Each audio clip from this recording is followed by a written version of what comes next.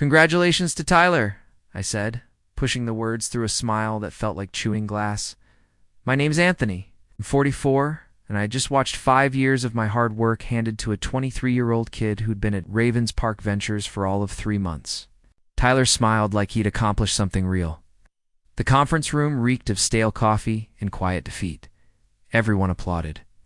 So did I. Gerald Patterson, my manager, stood confidently at the head of the table, puffed up like a proud rooster. "Tyler's going to achieve great things as our new regional operations director," he announced. That was the role I'd been preparing for since 2019, the very one I'd been assured would be mine when Old Man Henderson stepped down. I sat quietly, hands folded, face composed. But something icy settled in my chest, right where my hope used. To live, Tyler was Gerald's nephew. Everybody knew. Nobody said it. The kid had a brand new business degree and the smug ease of someone who'd never had to earn anything. He spent 3 months watching me handle vendor contracts, logistics crises, and equipment failures across 4 states, and now he was my superior. "Anthony's been a huge help getting Tyler up to speed," Gerald added, as if that made it all okay. Like 5 years of spotless reviews and 60-hour weeks were just some elaborate training session for someone else's promotion. I gave a nod. "Happy to help," I said. Then the meeting broke up. People offered Tyler handshakes and congratulations. As they exited, I slowly collected my notebook and pen, feeling oddly clear-headed. The same kind of sharp awareness you get waking up at 3 a.m., suddenly understanding something that's been gnawing at you for months. Gerald caught me at the door. "Anthony, hang back for a minute." We stood alone in the room. He loosened his tie, trying to look sympathetic. "I know this might be unexpected," he said, "but Tyler brings fresh energy and a new perspective." "Sure," I replied. "You understand, right? It's nothing personal." I looked him over. Gerald was 52 with thinning hair and a soft belly. He tried to hide the bald spots with a comb-over. He'd only gotten his own job because his father-in-law retired. "The irony isn't lost on me," I said calmly. He relaxed. "Good. I knew you'd be professional. That's why you're such a valuable part of the team. It's valuable, just not valuable enough to promote. It's valuable enough to train his nephew and smile through it." I went back to my desk. Office hummed with the usual activity. Phones ringing, keyboards clacking, people solving problems. I opened my laptop and stared at the screen for a full minute before I began typing. I'd joined Ravens Park Ventures in March 2019, right after my divorce. I needed a fresh start, and manufacturing logistics seemed like something solid to rebuild on. The company specialized in distributing industrial equipment across the Southwest. It was dull work, but stable, and it let me sleep at night. Gerald himself had hired me. Shook my hand, told me they needed someone with my background. I'd spent 12 years at my previous firm before budget cuts wiped out my role. Starting over at 44 wasn't easy. But Gerald made it sound promising. "We're growing fast," he said during my interview. "Plenty of room for advancement for the right people." I became the right people. I worked weekends when shipments delayed, stayed late when customers had emergencies, built supplier relationships from Phoenix to Houston. My reviews were spotless. Gerald always smiled. "Big things are coming," he'd say. "Your management material, Anthony, just need to be patient." Patience I had plenty. My daughter Sophia visited every other weekend. She was 16 now, old enough to recognize when her dad was exhausted. Sometimes she'd catch me on Sunday mornings, hunched over my laptop answering work emails.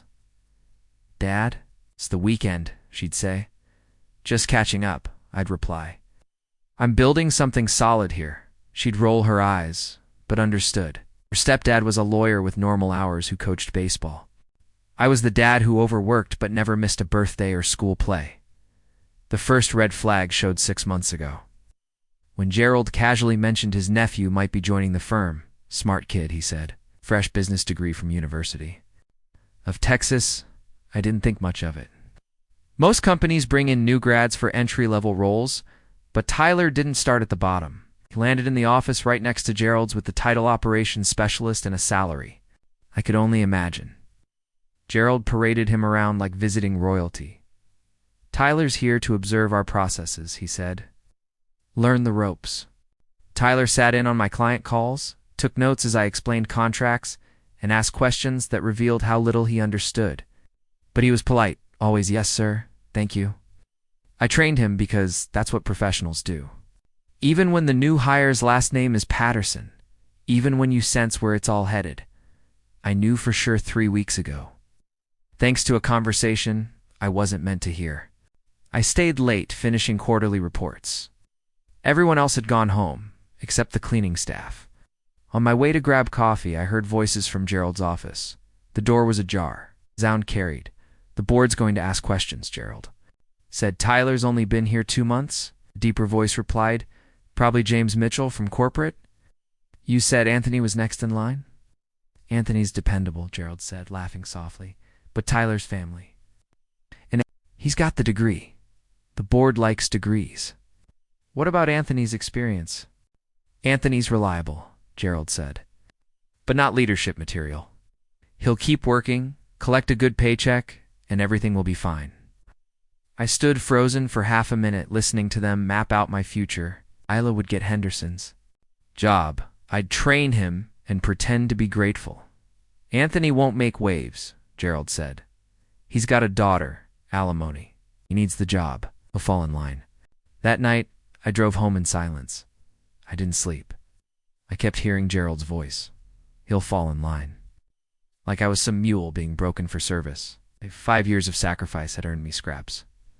I thought about Sophia, and how proud she'd been when I mentioned the potential promotion. My dad's going to be a director, she'd told her friends. Now I'd have to explain why that wasn't happening. I thought about my ex-wife, who once said I let people walk over me. Stand up for yourself, Anthony. Just once. She was right. The next morning I showed up with a different mindset.